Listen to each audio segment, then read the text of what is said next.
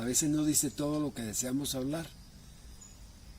En esta ocasión, el tema de esta conversación que tendré con ustedes, gracias a la amable invitación de la Dirección de Educación, de su personal técnico y de la profesora encargada de la parte académica, les quiero agradecer a todos, al director de Educación, el profesor Carvajal, y sobre todo al equipo técnico que está apoyando este trabajo, que con el título El ayer y el hoy de los modelos educativos pretende dejarles una visión corta, si se quiere,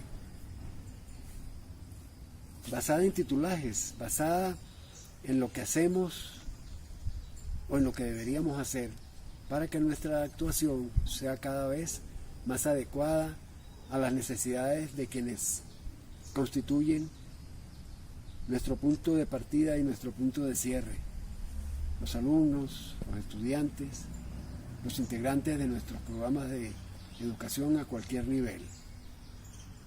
En esta ocasión me permitiré, con el término el ayer y el hoy, señalar que el ayer no se refiere a que ya pasó, sino que constituye parte de nuestro presente futuro. Ese ayer es la base de todas aquellas cosas que se necesitan para que haya una educación fundamentada, como muy bien señala el eslogan de este congreso, en el ser. Que dignifiquemos el ser, que sepamos del estar y que sobre todo auxiliemos a la creación del ser de otros.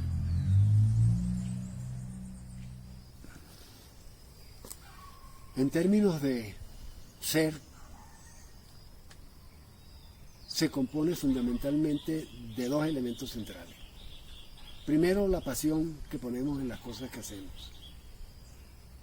Pasión que, llevada a emoción, concebido este último como un motivador fundamental de las cosas que hacemos cuando tenemos enfrente a nuestros estudiantes. Enseñar con la educación, con una educación y con una formación sobre los dos grandes bloques. El que enseña aprende y el que aprende enseña.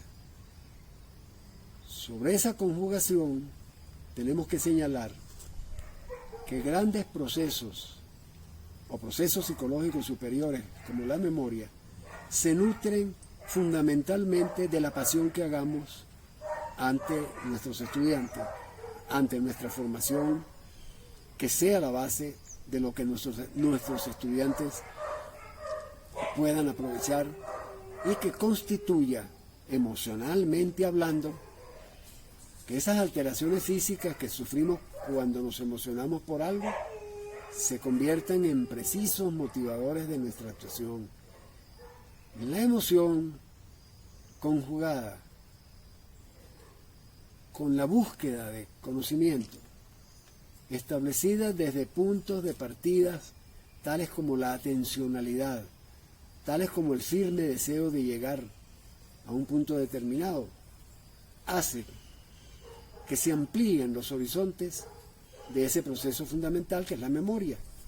Lo que se aprende con significación, se aprende muchísimamente más que lo que se aprende con la obligación de aprender o de repetir lo que uno u otro dicen en sus términos y en sus acciones de carácter docente o profesoral. Este es un camino, ese camino de aprendizaje y enseñanza de dos vertientes. Emocionalmente hablando, resulta un punto de partida extraordinario. Ya lo dice nuestro eslogan: ser para ser, y ser para que otros también identifiquen su propio ser. Vamos a retomar la concepción o lo que habíamos planteado con relación a modelos del ayer. Realmente el título no le hace justicia a lo que significa y a lo que quiero mencionarles acerca de cómo ha venido desarrollándose los procesos de enseñanza-aprendizaje. Inicialmente, tanto en la filosofía oriental como en la filosofía occidental, Se trataba de ese viajero impenitente, gran caminador que llevaba el conocimiento a diferentes sitios, incluso muy lejanos de sus orígenes. A ellos se iban sumando aquellas personas que tanto en función de clarividentes, muchos de estos sabios estimulaban, aupaban a jóvenes para que se iniciaran en sus estudios. Me viene a la mente el caso de una famosa filósofa y científica y gran docente, Hipatia, la cual tuvo que morir de maneras tan rotundamente difíciles y catastróficas que no tiene el caso mencionar.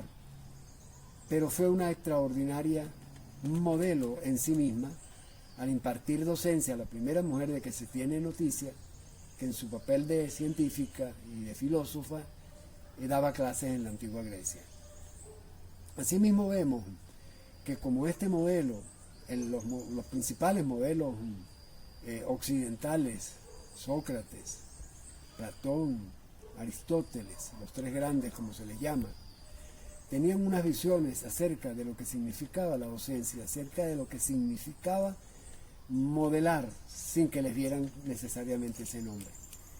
Asimismo, en el lado oriental del mundo, los nombres de Lao Tse, Confucio, Buda, eran significación que seguía sus discípulos y de esa manera se iban formando, pues, a su vez otros maestros. Menciono estos como los más representativos y los más llamativos de nuestro mundo.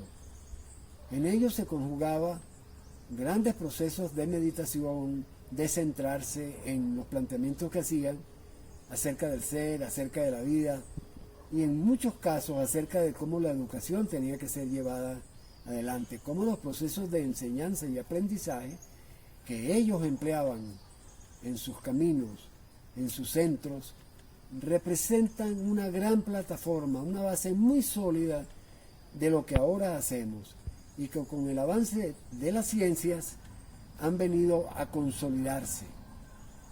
Son la base de lo que hablaremos acerca de los modelos de hoy. Antes de las inquietudes con las que permitió, lo que surgió en mi mente el trabajar con modelos, se me ocurre para el año 2002, mediante la presentación de una tesis doctoral, se me ocurre presentar a la comunidad científica un modelo, ya que concebimos ahora nuestras actuaciones no solo por la actividad que despleguemos, sino que también tengamos en cuenta las funciones que desempeñamos.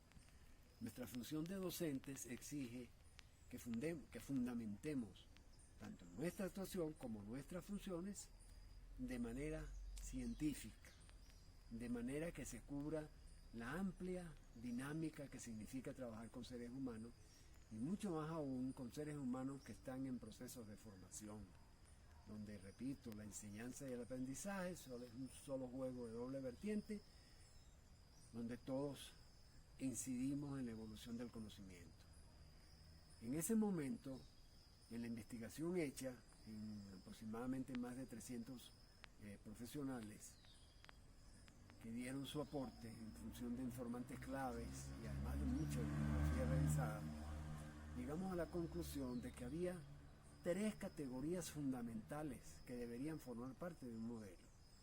La primera categoría se sigue refiriendo aún, a la conciencia. ¿A qué significa realmente para el ser humano en su condición de docente? Los niveles de conciencia. De ahí se desprendían unas subcategorías a su vez, que eran las dos formas, las dos vías de analizar y de estudiar la conciencia. En principio desde los griegos como conocimiento, fenológicamente hablando. Veo la realidad y haciendo un nombre lo hago relacionar con mi propia mente y en consecuencia produzco una realidad, produzco un conocimiento. Transcurre mucho más el tiempo y resulta que ahí sale una segunda versión de lo que es la conciencia, y es la conciencia representacional, aquella que no solo es lo que planteamos como una realidad, sino también ya consideramos la significación que tiene el hecho, situación o cosa. Y se le denominó, en nuestro estudio, conciencia representacional. Otra categoría que surgió, ya estaba empezando mucho a analizarse los procesos y el camino de la mente acerca de los procesos meta. Se hablaba entonces, se empezó a hablar de metacomprensión, de metamemoria, y salió un bloque de conocimientos, surgió un gran bloque de conocimientos acerca del término metacognición, que inicialmente fue considerada por algunos científicos pseudoconceptos, al referirse a situaciones que iban más allá de la cognición, cuando la cognición en sí mismo era un proceso. Lo que no se habían detenido, no nos habíamos detenido a pensar, es que ese conocimiento, para llegar a niveles de metacognición, en su expresión más elemental, es ir más allá de lo conocido. Eso trajo como consecuencia que se estudiaran muchos de estos procesos y se crearon 3 subcategorías. Estas 3 subcategorías significaban planificar el hecho del aprendizaje, valorar, intermediar, monitorear el proceso, y por último la tercera subcategoría sería la de evaluación de lo aprendido. Veremos luego, a medida que vayamos avanzando en este planteamiento, cómo elementos tan sencillos, tan elementales como preguntarnos qué, cómo, para qué, por qué hacemos las cosas, por qué eso es de esa manera y no de otra. Preguntas elementales que muchas veces no nos hacemos y damos por sentado que lo que nosotros establecemos en torno a la realidad, en torno al hecho docente, es solo lo que a nosotros se nos ocurra conocer metodológicamente hablando. Llegamos así a concebir para el paso siguiente el denominado lenguaje interior como una estrategia fundamental que, siendo anulada, según muchos críticos y muchos científicos, desde el ingreso del niño a la escuela, que entra una serie de metodologías, una serie de planificaciones, una serie de políticas que concluyen o que terminan señalando un camino de una sola vía con relación a este proceso. Es el lenguaje interior, aquello que se llamó lenguaje egocéntrico en sus inicios. Cuestionaron las inquietudes y pudimos apreciar que el modelo presentado estaba quedándose corto con relación a los conocimientos que venían surgiendo, sobre todo de las novedades que nos ponían en el camino de las neurociencias. Ya no en consideraciones de la mente por un lado y el cuerpo por otro, no ya la mente como un ente, porque nadie ha visto una mente caminando, y si vemos un cuerpo.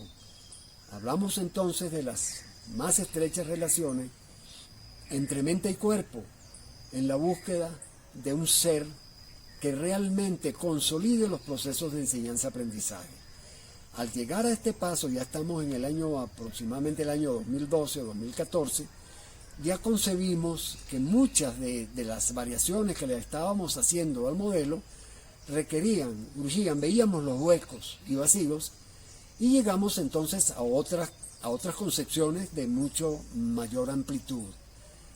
Recordemos siempre las plataformas. Muchas de las cosas que estamos diciendo no son nuevas como tales, dependen de procesos del pensamiento que profundizaban en la creación de una manera de enseñar y de unas maneras de aprender. Al llegar a este paso en el 2012, se da por hecho el que había que incorporar, sobre todo en lo que significaba, más allá del lenguaje interior, cómo era esa interioridad del ser humano, y apelamos a categorías que provenían de las diferentes corrientes psicológicas del momento. Entre esas corrientes psicológicas se tuvo que hacer estudios que provenían de la psicología evolutiva y atender realmente los lapsos que el ser humano recorre y en los cuales se pueden o no hacer determinados y aplicar determinados procesos de enseñanza y aprendizaje. Surge con mucho más fuerza entonces el hecho de analizar y de estudiar algunos procesos psicológicos dentro del paquete de las psicologías conocidas. Ya mencioné la evolutiva, es también sobre todo la psicología educativa y muchas corrientes y muchas ramas de la psicología que iban en función como categorías a señalarnos unas subcategorías que determinaban mejores procesos y enriquecimientos para ese modelo que queríamos o que queremos llevar adelante. Vemos entonces que de las psicologías se desprenden elementos fundamentales de carácter metodológico. Seguimos insistiendo más en que epistemológica y metodológicamente debíamos fundamentar nuestra actuación, ya añadiendo, ya presentando lo que hemos dado en denominar funciones. Es decir, para ser y estar necesito apoyarme en funciones que derivan de mi propia actuación para constituir el ser y que ese ser se proyecte en otros, para que a su vez la cadena no termine nunca y podamos estar todos en un real proceso de formación.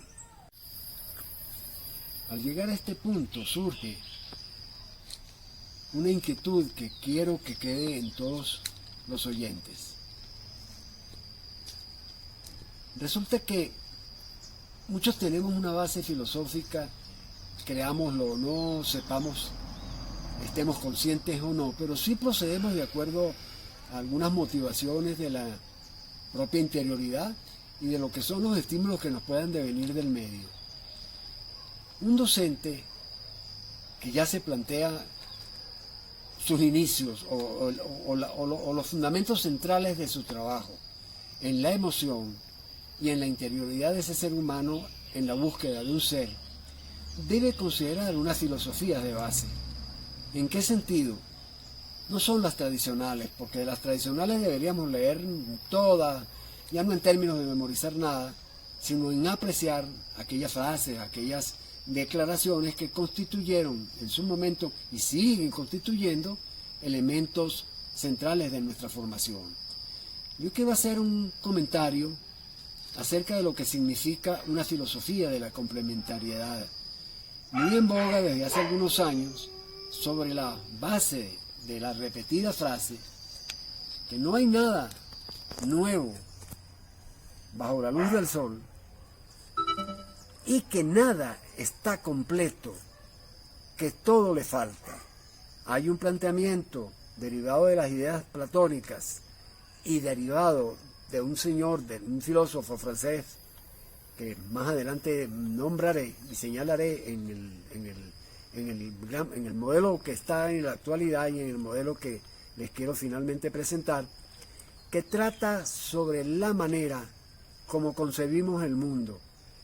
Eso que señalé para iniciar esta conversación con ustedes está en que una filosofía de la complementariedad, una filosofía que está basada en el hecho de que no hay nada nuevo bajo el sol y que todas las cosas están por conocerse, hace que tengamos en cuenta que se necesita una filosofía de la complementariedad, hecho que indica que pasa al nivel científico aquello de que todo está por saberse. Si eso es así, no podemos tener concreciones tan precisas sobre lo que la ciencia significa y sobre todo sobre lo que tiene que ver con la ciencia y disciplinas científicas que conforman, que sostienen el hecho educativo, tanto en su versión enseñanza como en su versión aprendizaje, para convertirla en una sola. Eso quiere decir que cada día nuestros modelos para las actuaciones, nuestros modelos que encajen realmente con las funciones que nos ocupa el ser docente, conlleven a estar en una continua búsqueda. Eso ha hecho que en los próximos momentos me permitiré presentarles a qué nivel ha llegado el modelo que fue inicialmente presentado y que ahora, 20 y tantos años después, tiene que ser reformulado, y verán que sin desbaratar, sin romper con los lazos que nos señala, que nos dejaron los promotores del conocimiento. Es ahora en que sobre la base de esa filosofía me voy a permitir presentarles cuál es el modelo actual, ahora en el 2020-2021, que puede ser la guía. Vamos a darle seguimiento a algunos planteamientos que mencioné anteriormente en torno a una filosofía de la complementariedad. Hoy me voy a referir al físico Niels Bohr, que es el que termina de concluir desde el punto de vista de la física el hecho de que todo está por hacerse, el hecho de que las cosas no están completas según como a veces lo pensamos desde nuestra mente y desde la misma física. Ahora, trasladados a la creación de modelos científicos, o llevados a la creación de modelos científicos, son modelos que se dejan siempre abiertos. Su concepción es de carácter planetario, es de carácter de espiral dinámica, como una fórmula para que al pensar en los modelos sepamos que no son rígidos, que no pueden ser rígidos, dado su dinamismo y dado la situación en el espacio de la Tierra, después de nuestro continente, después de nuestro país y ahora desde nuestra ciudad y desde un entorno bien interesante que es la educación, en este particular caso la educación del Estado Mérida. Por ella hablamos y dentro de ella nos movilizamos. En consecuencia, este modelo que ha sido generalmente denominado un modelo para la formación de formadores se convierte en un receptáculo amplio, abierto, dinámico, eso sí, con mucha precisión científica, acerca de la actuación docente, que ya no parta solamente de metodología o de directrices de carácter político y organizacional, que en los momentos actuales no están siendo útiles para la dirección del hecho educativo. De ahí que la actuación con base a modelos científicamente establecidos, en este caso, repito el nombre, este modelo se denomina un modelo para formadores, de formadores, y que involucra toda la amplia magnitud, toda la complejidad de lo que significa el ser humano cuando se dedica a las cuestiones de la enseñanza y del aprendizaje. Bien, entonces demos inicio a la presentación del modelo que pensamos podría resolver muchos de nuestros más íntimos problemas o situaciones u obstáculos a vencer, siempre en la condición de vencerlo. Notamos desde la presentación de este modelo en el año 2012 que no estaba completo a raíz de una pregunta que nos hicieran acerca de si estos modelos servían desde el preescolar hasta la universidad y mucho más allá, hasta la formación continua. Ya mencioné algo de esto y ahora vamos a profundizar. Sí, se trata de un modelo que no está en los actuales momentos dirigido exclusivamente a la actuación docente universitaria, sino que por el contrario va dirigido a todos los sistemas, subsistemas, niveles, modalidades de un gran sistema educativo que queremos que algún día sea como el de los países en pleno desarrollo. Comencemos por señalar entonces que no está direccionado, sino que por lo contrario, tiene una amplia plataforma que deriva de las ciencias y disciplinas científicas. En este particular caso vamos a comenzar por señalar el estado actual de las diferentes categorías y subcategorías que comprenden este modelo y que nos permitirán seguir un camino plácido, lleno de alegría, por lo que vamos encontrando en ese maravilloso camino en busca no ya del conocimiento, que saben que tiene su utilidad, no hay duda, pero resulta que lo importante es llegar al nivel de sabiduría. Comencemos entonces con lo que significa el término conciencia. Debo señalarle que todavía en un amplio porcentaje, tanto de la comunidad científica como la sociedad en general, que establece para la conciencia la simple relación y la hace sinónimo de conocimiento. Realmente, en el mundo actual, la conciencia no puede ser establecida como un simple conocimiento. Repetimos, muy útil para actuar, muy útil para trabajar, muy útil para formar y auxiliar la formación, pero se queda corto porque el fin, no lo llamemos último, pero el gran fin es la sabiduría. Un docente en su camino debe fijarse una estrella y esa estrella se llama sabiduría. El manejo adecuado de las ciencias y o disciplina científica en este particular caso, en su actuación docente. Decimos entonces de la conciencia que esa primera versión de conocimiento no la vamos a tocar, no es útil para nuestro trabajo ni para nuestro modelo. Es un punto de partida, claro está, pero no tiene la utilidad que tienen los conceptos actuales. Y digo los porque en una reciente investigación de más de 14 científicos de altísimo nivel no salió todavía una definición comprensiva de lo que la conciencia significa. Pero sí estamos claros que ya se maneja, nos tenemos que manejar dentro de ciertos caminos, dentro de ciertos niveles que sí están ya bastante definidos por las diferentes ciencias. Por ejemplo, hablamos anteriormente de dos grandes bloques de ideas acerca de lo que es la conciencia. Una, la conciencia fenomenológica, y la otra, la conciencia representacional. Hoy, para hablar de la conciencia, debemos partir de un primer nivel de conciencia hasta arribar a un octavo nivel.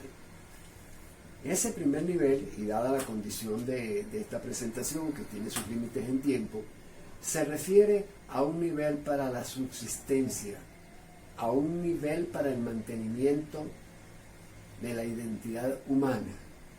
Es un nivel muy primario, es un nivel que depende mucho de los tiempos de reacción y que, creámoslo o no, ya viene con la disposición neurofisiológica desde el mismo nacimiento. Por algo se dice que esos primeros meses y esos primeros años de la vida de un ser humano son fundamentales para crear las redes neuronales básicas que le permitan la vida en sociedad y que le permitan la la preservación tanto del individuo como de la sociedad. Desde ahí nos toca dar un salto bien grande, dado que si hablamos solo de este nivel nos llevaría muchas horas de intercambio.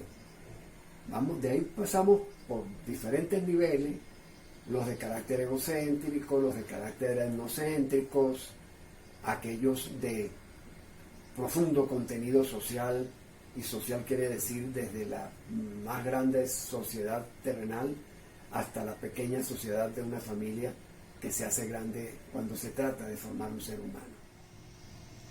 En este momento surge una interrogante que llama nuestra atención con relación a las diferentes categorías. La que sigue, la metacognición o procesos meta en torno a enseñanza y aprendizaje. Esta gran categoría nos va a permitir complementar lo que dejamos, que necesita de mucha más exploración, que es los niveles de conciencia. Pero se arriba a niveles de conciencia si somos capaces de manejar los procesos de carácter metacognitivo. En su inicio, estos procesos estaban dados por una escala que iba desde una planificación a un monitoreo del proceso de aprendizaje y a una evaluación del proceso de aprendizaje. Muy tristemente, ese es el modelo que mucha gente sigue usando. Hoy por hoy los procesos metacognitivos nos dijeron y nos obligan a tener otras acciones otros eslabones. El principio, el de la planificación. Solo que ahora, en términos metacognitivos, tenemos una planificación general, el conocer, el comprender el monto de lo que necesitamos, una planificación específica para delimitar cuáles son los límites o las delimitaciones que necesitamos realizar para llegar a ese hecho. Después de estas dos nuevas acciones, viene la metacognición del proceso de regulación, que tiene que ver con regulación del conocimiento y del adelanto que se lleva o del atraso en el que caemos, y con la regulación del tiempo necesario para lograr los fines. Ya llevamos 5 elementos como subcategorías de lo que inicialmente era una sola. Comenzamos la segunda con lo de la regulación y terminamos con la última, con lo que tiene que ver con el necesario e importante feedback, es el término en inglés, me cuesta pasárselo a español porque no están en directo, que quiere decir el conocimiento de lo actuado y el correspondiente reforzamiento para que se mantenga en línea. Es decir, la metacognición es una serie de procesos que, basados en el qué, el para qué, el cómo y los resultados que espero, me determinan un proceso inicial de carácter metacognitivo que me permitirá arribar entonces a esos altos niveles de conciencia que se requieren para mantenernos con vida.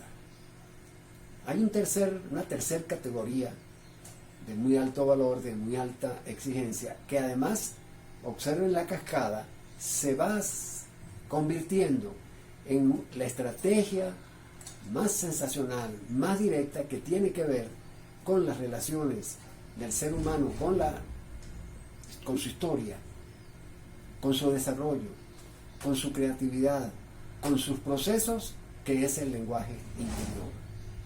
El lenguaje interior, señores, es la estrategia básica que, manejada por el ser humano, le permite ahondar en sus procesos más íntimos, tan íntimos como lo significan las neuronas y las redes neuronales que se crean en su cerebro,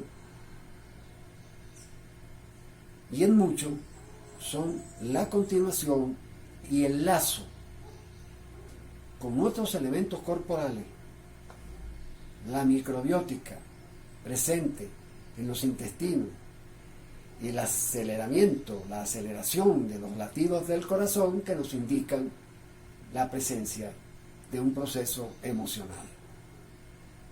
Y esa elipsis, esa espiral, es la que viene a determinar lo que el ser humano puede llegar a concebir.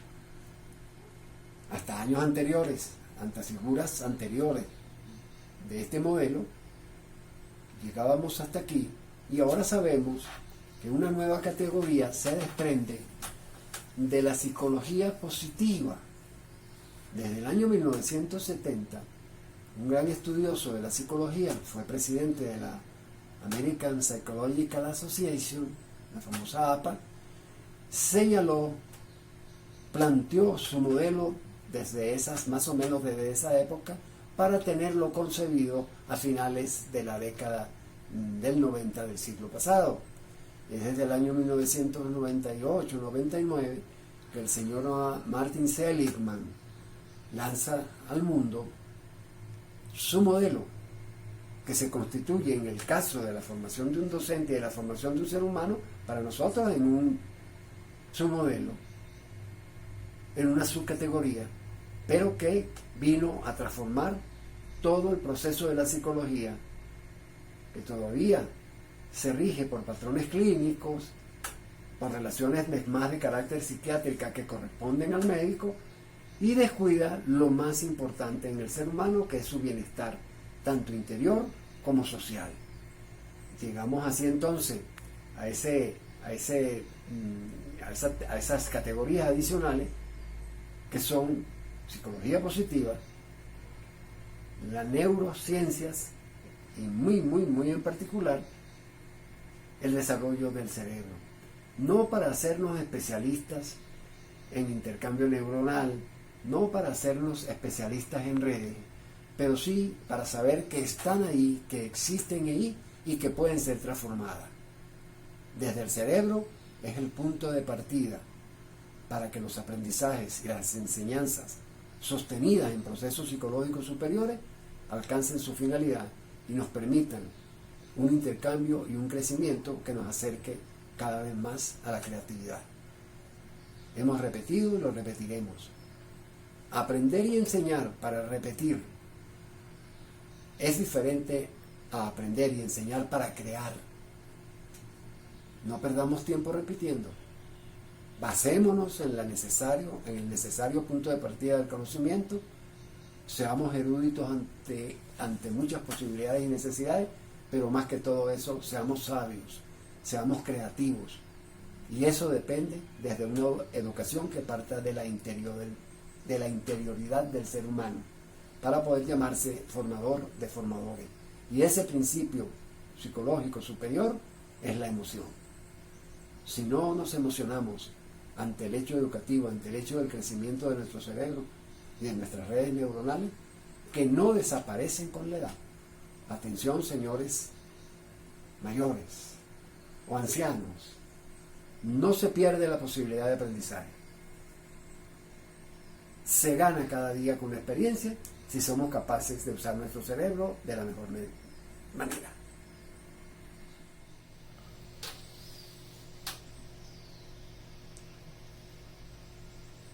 Queridos amigos, les dejo unas líneas para que las hagan suyas en términos de un ensayo. La creación de modelos, el seguimiento de modelos fundamentados en la ciencia y en las disciplinas científicas para enseñar y aprender, depende de que cada uno de nosotros haga lo que tiene que hacer. De ahí les agradezco que lean lo que está en presencia y a no dudarlo. El punto de partida es la emoción, esa emoción que nos permite ser y estar para auxiliar el proceso de otros.